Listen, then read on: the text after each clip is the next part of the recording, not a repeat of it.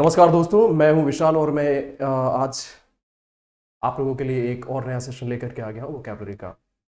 आज के सेशन में मेरे भाई हम लोग वोकैबलरी पढ़ेंगे, कुछ नए शब्दों को सीखेंगे और बिना किसी देरी के ऐसे शब्दों को सीखेंगे जो आपके एग्जाम्स में आते हैं।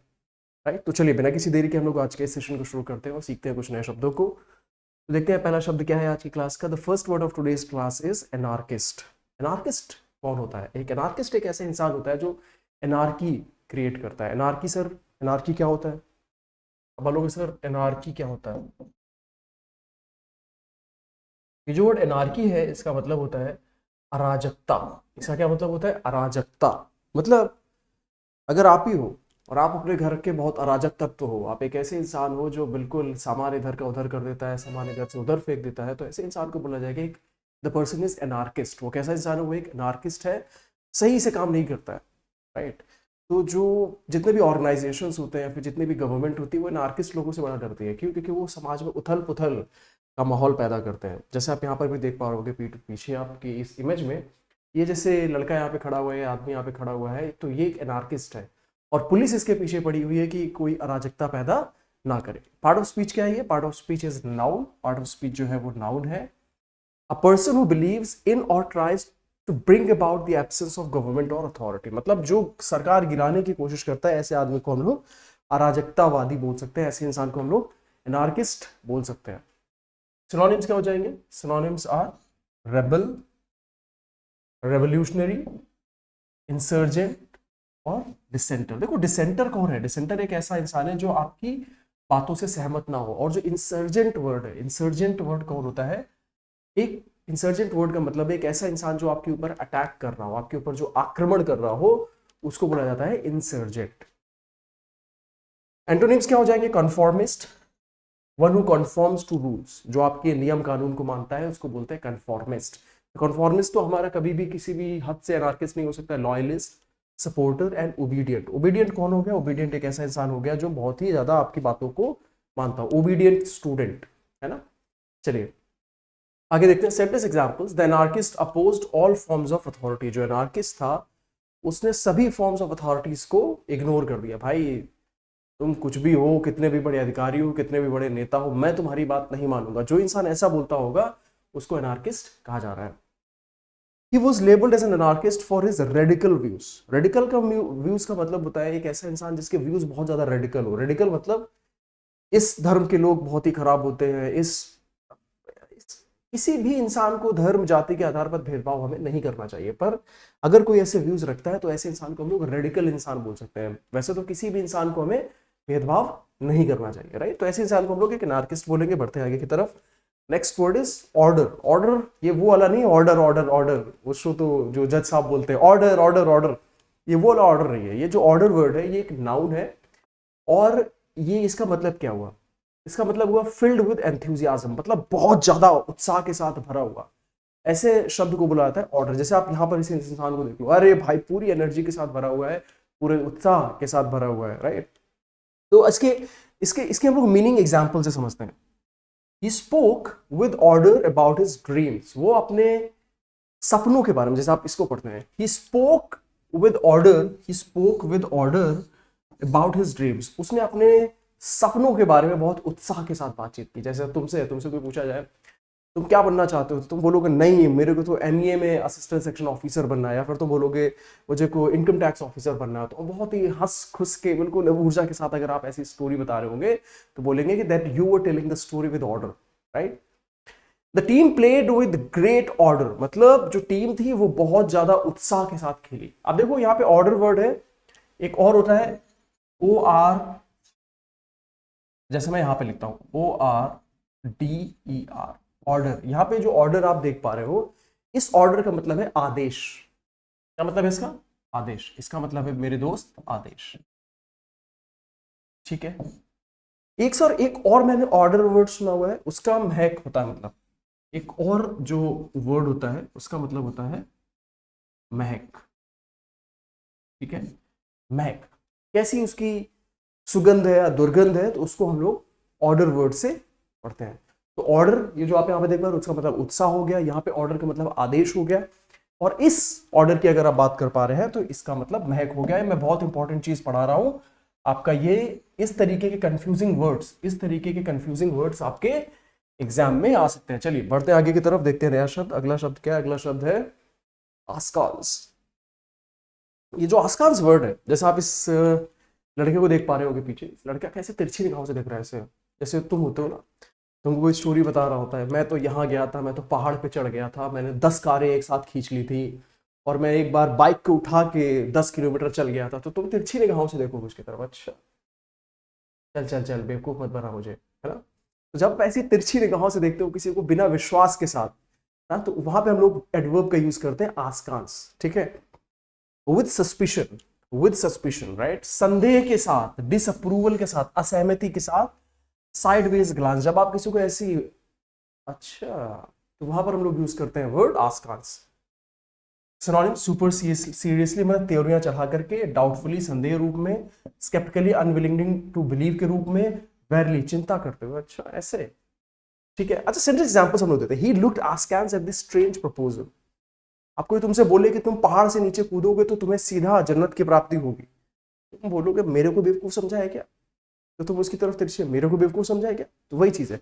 He looked askance at the stranger, उसने स्ट्रेंज प्रपोजल की तरफ बहुत ही अविश्वास के साथ देखा। He glanced askance at his sudden excuses, मतलब उसने उसकी जो सडन एक्सक्यूज थी उसके ऊपर अविश्वास की निगाहों से देखा। जैसे कोई टीचर है और टीचर पूछे कि भाई तुम कल स्कूल में क्यों नहीं आए थे, तो तुम बोल रहे हो सर मैं स्कूल में इसलिए नहीं आया था। क्यों? क्योंकि मैं मंगल ग्रह पर घूमने गया था। तो आप ऐसी अवस्था में क्या बोलोगे? हाँ हाँ, ये तो गलत चीज है। टीचर बोलेगा ना, अच्छा मुझे बेवकूफ बना रहे हो, है ना? चलो आगे बढ़ते हैं। क्या है? आर्टरीज। आर्टरीज जो वर्ड है, देखो आपको पता होगा कि हमारे जो शरीर में बहुत सारी नसें होती हैं, है ना? नसों से ही हमारे शरीर में रक्त का प्रवाह होता है। तो आपको पता होना चाहिए जो हमारा हार्ट है, राइट? हमारा हार्ट किस साइड? हमारा हार्ट इस साइड है ना, लेफ्ट साइड में, स्लाइटली लेफ्ट साइड में, थोड़ा सेंटर टू लेफ्ट में है हमारा हार्ट। तो ये जो हार्ट है, हार्ट से जब ब्लड पंप होता है तो हमारी सारी की सारी पूरी की पूरी बॉडी में जाता है। तो पंप जब होता है तो हार्ट से पूरी बॉडी में कैसे जाता है? वो आर्टरीज के द्वारा जाता है, धमनियों के द्वारा जाता है, ठीक है? सिनोनिम्स, अच्छा ये एक नाउन है। सबसे पहले इसके इंग्लिश में देंगे, a blood vessel that carries blood away from the heart to the other parts of the body. मतलब ये एक ऐसी नस होती है जो हृदय से शरीर के अन्य भागों में रक्त को ले जाती है। Synonyms, blood vessel, antonyms, vein. Send examples, a blockage in an artery can cause a heart attack. Obvious सी बात है यार, अगर आपकी ऐसी धमनी जो आपके हृदय से पूरे शरीर में रक्त ले जा रही हो, तो ऐसी अगर नस में किसी भी इंसान के क्लॉट आ जाए, क्लॉट मतलब ब्लॉकेज आ जाए, तो सीधी सी बात है वो जो इंसान होगा हार्ट अटैक आ सकते हैं ना।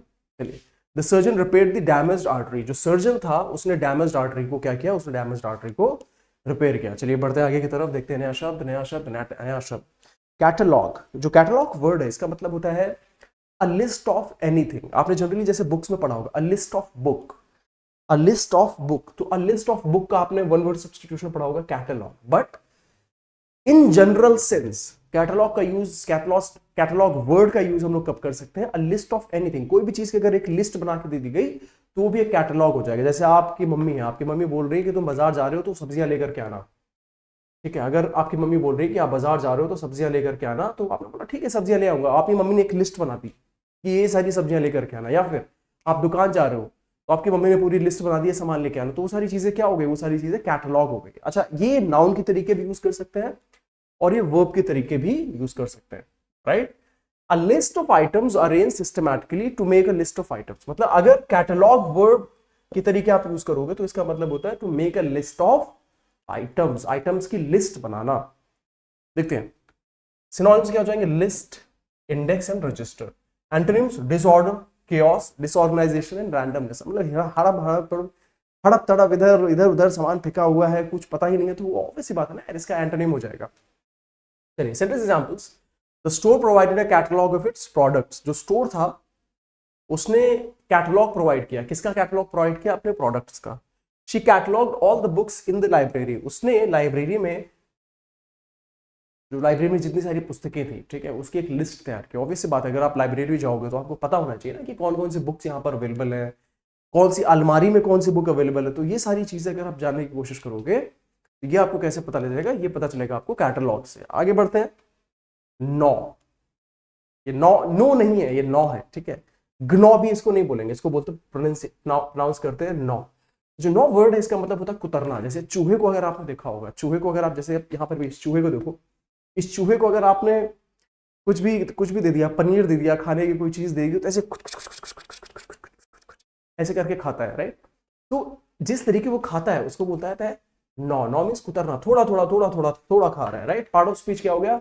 Part of speech is verb to bite और च्यू। मीनिंग देखेंगे, टू बाइट और च्यू समथिंग रिपीटेडली, राइट। अच्छा देखो, ठीक है, खाना तो सेंस में हो गया, पर मान लीजिए आपको कोई चीज बहुत ज्यादा चिंतित कर रही है और वो धीरे धीरे आपको कुतर रही है, धीरे धीरे आपको परेशान कर रही है, तो वहां पर भी हम लोग नौ वर्ड का यूज कर सकते हैं, फिगरेटिव सेंस में, not in a literal sense but figurative sense में, कि भाई ये जो चीज है मुझे बहुत परेशान कर रही है, right. This thing is annoying me a lot, है ना। चलिए सिनोनिम्स देखेंगे।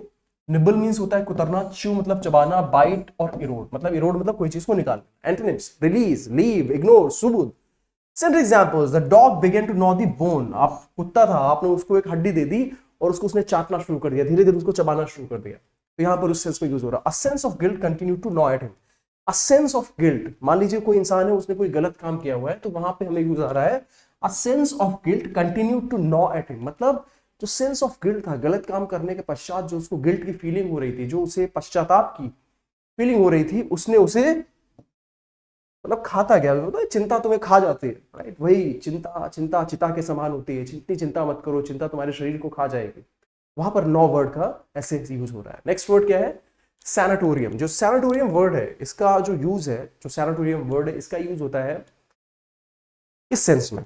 जो सैनाटोरियम वर्ड है इसका यूज होता है हॉस्पिटल के सेंस में, राइट। मान लीजिए हॉस्पिटल तो आपको पता होगा, आप जैसे आप ही हो, आप आपका कोई दोस्त है वो हॉस्पिटल में और आपकी मम्मी है, आपकी मम्मी आपसे पूछ रही है, अरे तुम घर पे क्यों नहीं आए? क्या हुआ भाई, तुम इतना क्यों नहीं टाइम पर आ रहे हो? रात रात भर कहाँ गायब रहे हो? तो तुम बोल रहे हो I had been to sanatorium. तो फिर आपकी मम्मी ने किचन से बेलन निकाला और दे दमादम आपको मारना शुरू किया। और फिर तुम बोलो अरे अरे क्यों मम्मी, मुझे क्यों मार रहे हो आप, मुझे क्यों मार रहे हो? मैं सैनिटोरियम ही तो गया हुआ था। फिर मम्मी ने अपनी चप्पल उतारी और तुमको मारना शुरू कर दिया। फिर तुमने बोला अरे लगता है मम्मी को सैनिटोरियम की मीनिंग समझ नहीं आ रही है, मैं बोल देता हूँ मम्मी मैं अपने दोस्त को हॉस्पिटल लेके गया हुआ था। अरे तो पहले क्यों नहीं बताया तुमने? मम्मी तुम्हारी बोलेंगे अरे तुमने पहले क्यों नहीं बताया? और तुम बोलोगे अरे सैनिटोरियम का मतलब हॉस्पिटल ही होता है। तुम्हारी मम्मी बोलेंगे अरे मैं तो विशाल सर की क्लास थोड़ी अटेंड करती हूँ, मुझे थोड़ी पता होगा सैनिटोरियम का मतलब हॉस्पिटल होता है। चलो तुम्हें पता चल गया, आगे बढ़ते हैं। आरोग्यशाला, आरोग्यशाला या स्वास्थ्य लाभ केंद्र। सिनोनिम्स देखेंगे, hospital, clinic, health resort and nursing home. Antonyms क्या हो जाएंगे? Home, work place, public place, office. मतलब हर वो जगह जो हॉस्पिटल नहीं है वो सैनिटोरियम नहीं होगी। आगे बढ़ते हैं। He was sent to sanatorium for treatment. उसको कहां भेजा गया? उसको सैनिटोरियम, उसको हॉस्पिटल भेजा गया। किस चीज के लिए भाई? उसको ट्रीटमेंट के लिए भेजा गया। The sanatorium provided a peaceful environment for recovery. जो सैनिटोरियम था, जो हॉस्पिटल था, वो क्या प्रोवाइड कर रहा था? शांतिपूर्ण वातावरण प्रोवाइड कर रहा था। काहे के लिए भाई? रिकवरी के लिए, रिकवरी के लिए, रिकवरी के लिए। आगे बढ़ते हैं। एसिमिलेट, ये जो वर्ड एसिमिलेट है, इसका जो अगर मैं आपको मीनिंग समझाने की कोशिश करूं, देखिए अगर जैसे मैं आपको ये लेक्चर आपको पढ़ा रहा हूं, मैं आपको वोकैबुलरी पढ़ा रहा हूं और आप 20-25 मिनट में सारे के सारे लेक्चर्स को समझ ले, सारे के सारे वोकैबुलरी को समझ लें, उस वर्ड के सेंटेंस एग्जांपल्स को समझ लें, तो ऐसी परिस्थिति में मैं क्या बोलूंगा? That you have assimilated all the words. आपने जो सारे के सारे वर्ड हैं वो अपने अंदर आत्मसात कर लिए हैं, सारे के सारे शब्दों को आपने सीख लिया है ना। तो जो एसिमिलेट वर्ड हुआ उसका मीनिंग होता है, हिंदी मीनिंग, आत्मसात करना। मतलब कोई चीज आपने अंदर पूरी की पूरी अपने अंदर दबा ली, तो वहां पर हम लोग एसिमिलेट वर्ड का यूज करेंगे। ये part of speech is verb. जैसे ये दिमाग है इसका, इस दिमाग को देखो, इसने सारे के सारे वर्ड्स अपने दिमाग के अंदर डाल लिए, तो he has assimilated all the words in his brain, है ना। टू अब्सॉर्ब, अंडरस्टैंड और इनकॉर्पोरेट इंफॉर्मेशन और आइडियाज, राइट। कोई चीज को अपने अंदर पूरी तरीके से ले लेना, वहां पर हम लोग यूज करते हैं वर्ड एसिमिलेट। सिनोनिम क्या हो जाएंगे? Absorb, integrate, incorporate and digest. मैंने कल पढ़ाया था ना, डाइजेस्ट मतलब पाचन, कोई चीज को डाइजेस्ट कर लेना, कोई चीज को पूरी तरीके अपने शरीर के अंदर रख लेना। एंटोनिम्स क्या हो जाएंगे? रिजेक्ट, कोई चीज को हटा देना, सेपरेट, अलग करना, एक्सपेल, बाहर कर देना, डिसरिगार्ड, कोई चीज को नहीं मानना। अच्छा, send example, students should assimilate new concept quickly. जो एक अच्छा स्टूडेंट होता है वो क्या करना चाहिए, अगर उसको मैंने आज कंसेप्ट पढ़ाया है, उस पूरे के पूरे कंसेप्ट को उसको अपने दिमाग के अंदर बैठा लेना चाहिए। आगे बढ़ते हैं। He assimilated into the new culture easily, वो नए कल्चर में बहुत आसानी से एसिमुलेट हो गया। मतलब जैसे आप ही हो, आप इंडिया में रहते हो और आपकी जॉब लग गई मिनिस्ट्री ऑफ एक्सटर्नल अफेयर्स में, आपकी जॉब लग गई विदेश मंत्रालय में, और आपको पहुंचा दिया गया, कहां जाना चाहोगे, कौन सी पहली पोस्टिंग कहां चाहिए, मान लो तुम्हें पहुंचा दिया गया रशिया में, और रशिया में सब लोग के सब रशियन बोल रहे हैं, वहां पे ठंड बहुत है और मतलब तरह तरह की प्रॉब्लम है। बट अगर आप एक समवन हु इज अडेप्टेबल, अगर आप बहुत ज्यादा अडेप्टेबल हो, तो आप वहां पर जाके बहुत जल्दी वहां के वातावरण को एसिमुलेट कर लोगे। You would be assimilated in that environment very easily. आगे बढ़ते हैं। ओके, ये लास्ट शब्द है क्या, नहीं, इसके बाद एक और है, ठीक है। ये जो वर्ड एटिक है, एटिक जो शब्द आप यहां पर देख पा रहे हो, आप एटिक का अगर मैं हिंदी भाषा में बात करूं, जैसे हमारे यहाँ है, तो हर एक कमरे में क्या होता है ना कि कमरे के ऊपर, जैसे मान लीजिए कि आपका एक कमरा हुआ, जैसे मान लो आपका ये कमरा हुआ, ठीक है, तो कमरे के ऊपर जस्ट हल्का सा यहाँ पर एक टाण, हिंदी में बोलते हैं टाण, इसको बोलते हैं, ठीक है, इसको क्या बोलते हैं, टाण।